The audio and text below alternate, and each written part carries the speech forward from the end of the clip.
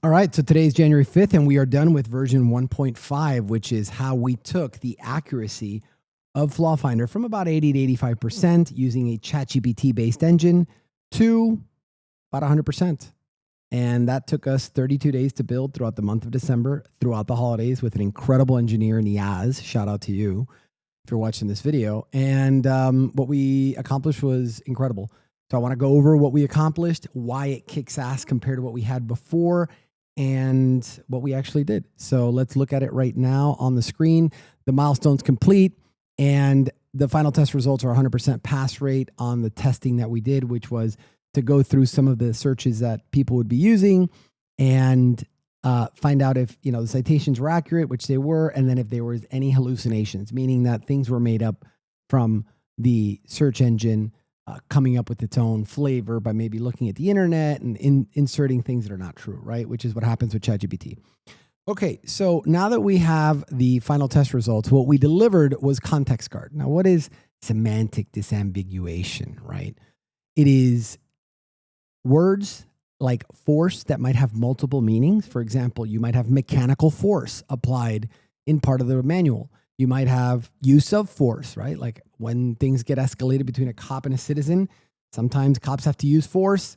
When that happens, that word is used in a certain context called use of force. So we are wrapping context around certain words to protect you from getting 32 different citations. When you type in the word force, you'll get things from mechanical force or the grappler hook force, right? The grappler hook is like to disable vehicles. And there's just a bunch of different things that are in the manual that might use the word force, right? So we're wrapping context around it. That was really important. We had CitationGuard, which is another part of our software. What that does is it takes the citations and it makes them very tight and complete, and it double and triple checks them based on the original query. So if you're querying something like, hey, what's the use of force policy for Miami Beach? You're going to get citations that are very tight compared to that. Whereas in our previous version, some of the citations were like, oh, use of force? Yeah, sometimes the police department pays people on Mondays. And you're like, that's not a relevant citation. It's because there was a little bit of hallucinating in that part where the citations were being formed. We had to tighten that up and get it locked up, right? So now CitationGuard helps citations be 100% relevant based on the search. Ambiguity scanner, we're looking for words like force that are in the manual, right? Another one that might be pretty universal is search. You can have an online search. You could have a car search. You could, search for evidence. There's a lot of different ways that you can use search. And so we are looking for all the new manuals that we upload for potentials that we have to build a tool around, right? So it's like, okay, the word search, how do we break down the context around how it's used? And we had to add some secret sauce to it, but that's ambiguity scanner, right? It helps us locate these potential troublemaker words that are very universal in some of these manuals, right? There's only about 40 or 50 of them, but you definitely want to build around those words because it makes the attorney's life easier. We now have 37 departments active across 3 counties. They're all verified. We have 0 hallucination on all queries. That is super important for any attorney who wants to use this stuff in court. The last thing you need is to put a ChatGPT document that you put up because you're sneaky and you're smart and you're going to save a few bucks.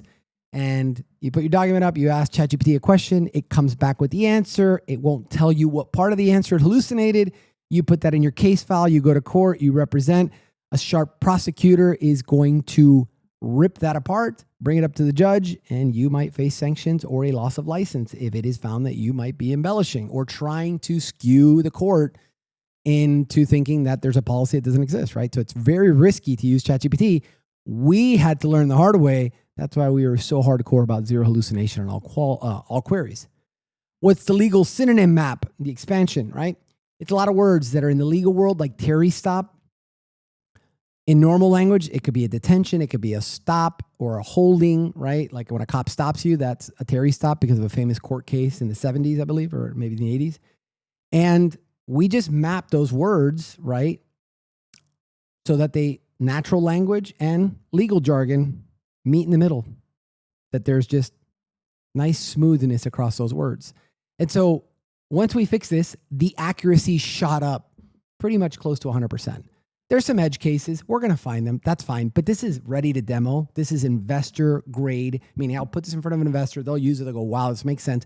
But more than that, I'll put this in front of an attorney who's a criminal defense lawyer, and they will use it and go, this is very helpful. Yes, there's some rough edges. That's expected. This is kind of where we're at. We're in beta still, but it's usable and it's helpful, and it will definitely save them time and money when they use the tool. And that's the purpose of being able to launch, right?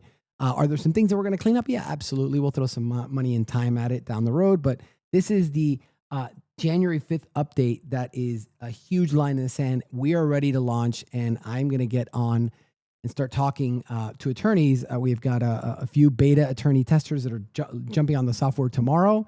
They're going to give us feedback, just initial feedback on like what could be better. We'll work on that in the background, but next is just to go ahead and start talking to real attorneys in the field and pitching them, this tool that could help them a lot in 2026. So we're going to collect the feedback.